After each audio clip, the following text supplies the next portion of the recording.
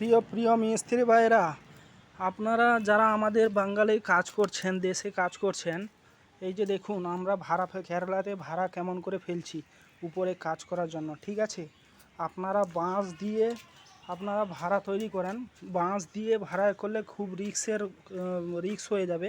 তো দেখতে পাচ্ছেন আমরা রড দিয়েছি, 16 রড আছে বা 18 রডও দিতে পারেন, তাতে অনেকটা সেফটি থাকবে। এই দেখতে পাচ্ছেন ভাড়া দিয়েছি। এতে এটা পাইপ মুট্টু বলে এখানে। ঠিক আছে, পাইপ মুট্টু, এটা খুবই স্ট্রং। তারপরে উপরওয়ালার হাতে সব কিছু সাবধানে কাজ করবেন।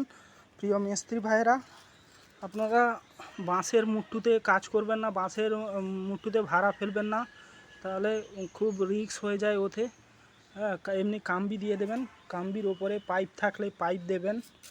সাবধানে কাজ করবেন, সবাই ভালো থাকবেন, সুস্থ থাকবেন, সতর্ক থাকবেন।